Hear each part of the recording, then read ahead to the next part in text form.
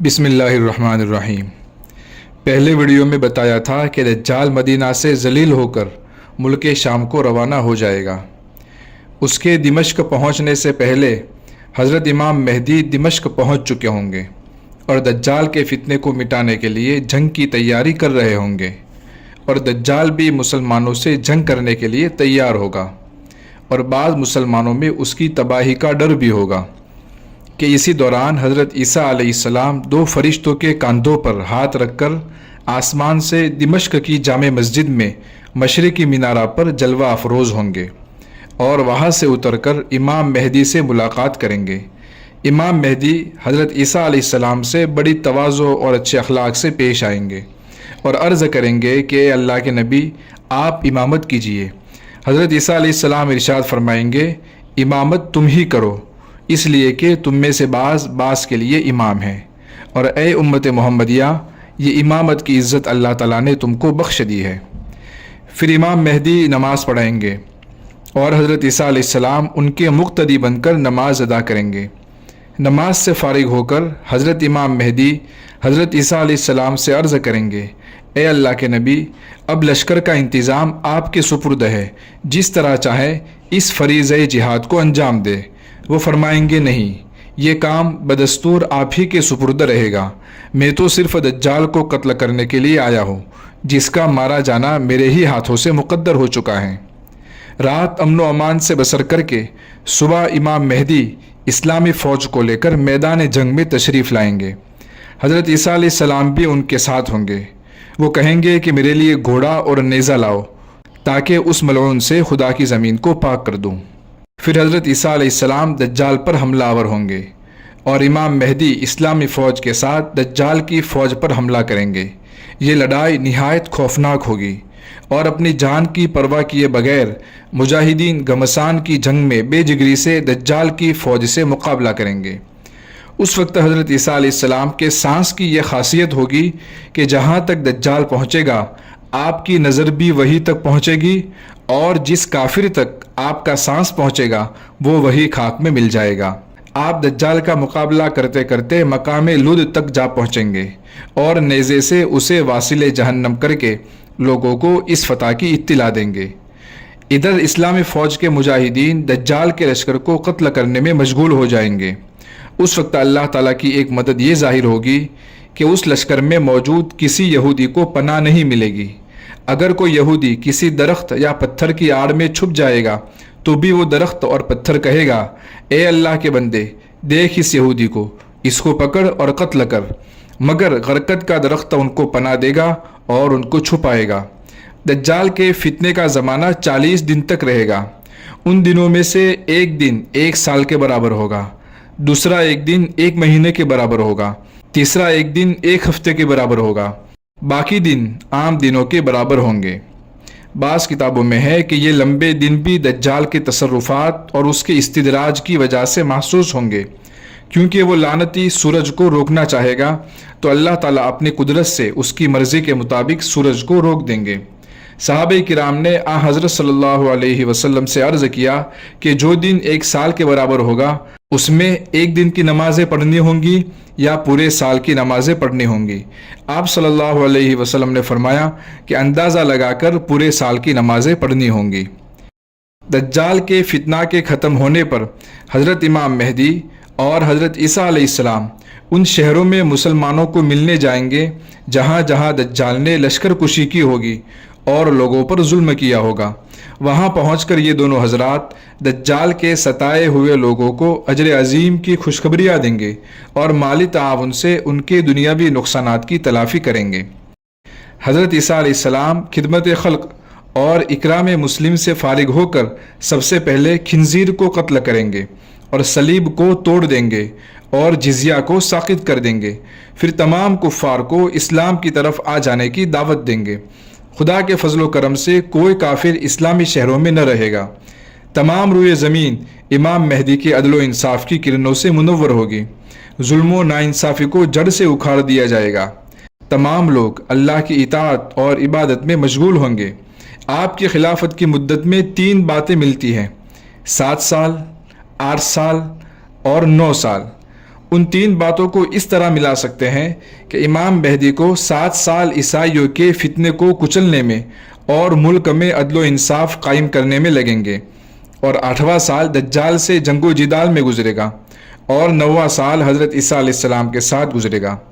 اس حساب سے آپ کی عمر 49 سال ہوگی۔ اس کے بعد حضرت امام مہدی کا وصال ہو جائے گا۔ حضرت عیسیٰ علیہ السلام آپ کی نماز جنازہ پڑھائیں گے اور آپ کو قبر میں اتاریں گے۔ اس کے بعد لوگوں کی بھلائی کے چھوٹے بڑے کاموں میں مصروف ہو جائیں گے۔ ان کے شرعی ضابطوں اور مکمل نفاذ اسلام کی برکت سے ساری مخلوق نہایت امن و سکون سے ہوگی۔ زندگی اسی طرح گزر رہی ہوگی کہ اللہ کی طرف سے آپ پر وحی نازل ہوگی کہ میں اپنے بندوں میں سے ایسے طاقتور بندوں کو ظاہر کرنے والا ہوں کہ کسی کے پاس ان سے مقابلہ کرنے کی طاقت نہیں ہوگی۔ اس لیے آپ میرے خالص بندوں کو کوہ طور پر لے جائیں تاکہ وہاں پناہ لے لے۔ وحی الہی کے نزول کے بعد حضرت عیسیٰ علیہ السلام کوہ طور پر نزول فرما کر سامان جنگ کی تیاری میں مصروف ہو جائیں گے۔ اس دوران یاجوج ماجوج دیوار سکندری توڑ کر باہر آ جائیں گے، ٹڈیوں کی طرح چاروں طرف پھیل جائیں گے اور ہر طرف صرف وہی نظر آئیں گے۔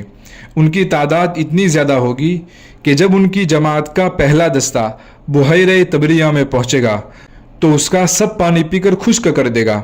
جب پچھلی جماعت وہاں پہنچے گی تو دریا کے خشک ہونے کی وجہ سے کہے گی کہ شاید اس جگہ پانی ہوگا۔ ان کے شر سے بچنے کے لیے لوگ قلعوں کا رخ کریں گے، جس سے معلوم ہوتا ہے کہ وہ قلعوں میں داخل نہیں ہو سکیں گے۔ اسی وجہ سے مضبوط قلعوں کے اندر چھپنے کے علاوہ بچنے کی کوئی صورت نہ ہوگی۔ یہ لوگ ظلم و ستم اور قتل و قتال کا بازار گرم کریں گے۔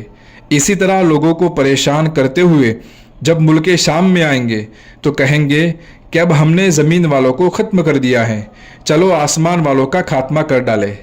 یہ کہہ کر آسمان کی طرف تیر پھینکیں گے۔ اللہ تعالیٰ اس تیر کو خون میں لت پت کر کے واپس فرمائے گا۔ یہ دیکھ کر وہ بڑے خوش ہوں گے، اب تو ہمارے سوا کوئی بھی باقی نہیں رہا۔ اس وقت حضرت عیسیٰ علیہ السلام اور آپ کے ساتھیوں پر معاش کی تنگی کا یہ عالم ہوگا کہ گائے کا کلہ 100 دینار کا ہو جائے گا۔ آخر حضرت عیسیٰ علیہ السلام دعا کے لیے کھڑے ہوں گے۔ آپ کے ساتھی آپ کے پیچھے کھڑے ہو کر آمین کہیں گے۔ اس دعا کی قبولیت کی وجہ سے اللہ تعالیٰ ایک بیماری بھیجیں گے۔ یہ ایک قسم کا دانہ اور پھنسی کی شکل کا ہوگا جو بھیڑ بکری وغیرہ کی ناک اور گردن میں نکلتا ہے اور طاعون کی طرح تھوڑی دیر میں انسان کو ہلاک کر دے گا۔ ساری کی ساری قوم یاجوج ماجوج ایک ہی رات میں ہلاک و برباد ہو جائے گی، اور وقت گزرنے کے ساتھ ان کی لاش سڑنے لگے گی، اور ان کی سڑی ہوئی لاشوں سے بدبو پھیلنے کی وجہ سے جینا مشکل ہو جائے گا۔ اس مصیبت کو دور کرنے کے لیے حضرت عیسیٰ علیہ السلام اپنے ساتھیوں کے ساتھ مل کر پھر سے اللہ تعالیٰ سے دعا کریں گے۔ تب لمبی لمبی گردنوں والے جانور ظاہر ہوں گے اور ان لاشوں میں سے کسی کو کھا لیں گے اور کسی کو جزیروں میں پھینک دیں گے۔ اس کے بعد ان کے خون، پیپ اور گندگی سے زمین کو پاک کرنے کے لیے بڑی بابرکت بارش ہوگی جو لگاتار 40 دن تک برسے گی، جس سے کوئی کچا یا پکا مکان ٹپکے بغیر نہیں رہ سکے گا۔ اس بارش کی وجہ سے پیداوار نہایت ہی بابرکت ہوگی۔ برکت کا یہ عالم ہوگا کہ ایک سیر اناج اور ایک گائے یا بکری کا دودھ ایک خاندان کے لیے کافی ہو جائے گا۔ تمام لوگ سکون و آرام میں ہوں گے۔ زندہ لوگ یہ تمنا کریں گے کہ کاش ہمارے مرحومین بھی آج زندہ ہوتے تو ہمارے ساتھ وہ بھی ان نعمتوں کا مزہ لیتے، اسلامی نظام کی برکات کو اپنی آنکھوں سے دیکھتے۔ روئے زمین پر سوائے اہل ایمان کے کوئی نہ رہے گا۔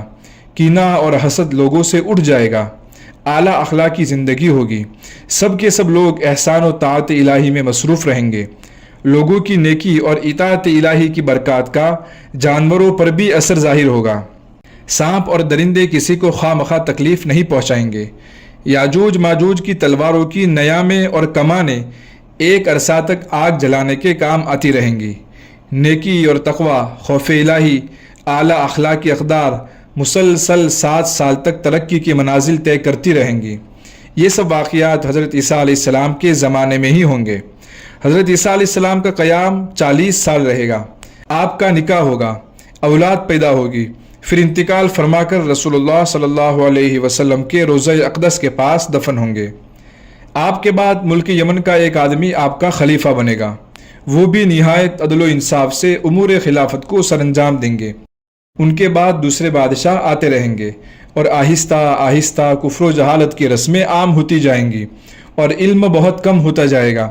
اس دوران ایک مکان مشرق میں اور ایک مکان مغرب میں دھس جائے گا۔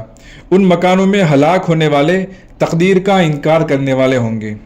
انہی دنوں میں ایک دھواں نمودار ہوگا جو زمین پر چھا جائے گا اور اس سے لوگ تنگ ہو جائیں گے۔ اس دھوئیں کی وجہ سے مسلمان تو صرف دماغ کی کمزوری اور نزلہ وغیرہ میں مبتلا ہوں گے، مگر منافقین اور کفار ایسے بے ہوش ہو جائیں گے کہ بعض 1 دن کے بعد، بعض 2 دن کے بعد اور بعض 3 دن کے بعد ہوش میں آئیں گے۔ یہ دھواں 40 دن تک مسلسل رہے گا، پھر مطلع صاف ہو جائے گا۔ پھر ذوالحجہ میں یوم نحر کے بعد رات اس قدر لمبی ہوگی کہ مسافر تنگ ہو جائیں گے، بچے نیند سے بیدار ہو جائیں گے، جانور اپنی چراگاہوں میں جانے کے لیے بے قرار ہو جائیں گے، یہاں تک کہ لوگ بے چینی کی وجہ سے آہوزاری شروع کر دیں گے اور توبہ توبہ پکار اٹھیں گے۔ آخرکار 3-4 راتوں کے برابر ایک رات لمبی ہو جائے گی اور اس کے بعد سورج تھوڑی سی روشنی لے کر مغرب کی طرف سے طلوع ہوگا۔ اس کی شکل چاند گرہن کی طرح ہوگی۔ اس وقت تمام لوگ اللہ تعالیٰ کی توحید کا اعتراف کریں گے، مگر اس وقت توبہ کا دروازہ بند ہو چکا ہوگا۔ اس کے بعد سورج تھوڑی سی روشنی کے ساتھ طلوع ہوتا رہے گا۔ دوسرے دن لوگ اسی سورج کے تذکرے میں ہوں گے کہ کوہ صفا جو کعبہ کے مشرقی جانب ہے وہ زلزلہ سے پھٹ جائے گا، جس میں سے ایک عجیب و غریب شکل والا جانور نکلے گا۔ وہ جانور بات کرے گا اور بالکل صاف زبان میں بات کرے گا۔ اس کے ایک ہاتھ میں حضرت موسیٰ علیہ السلام کا عصا ہوگا اور دوسرے میں حضرت سلیمان علیہ السلام کی انگوٹھی ہوگی۔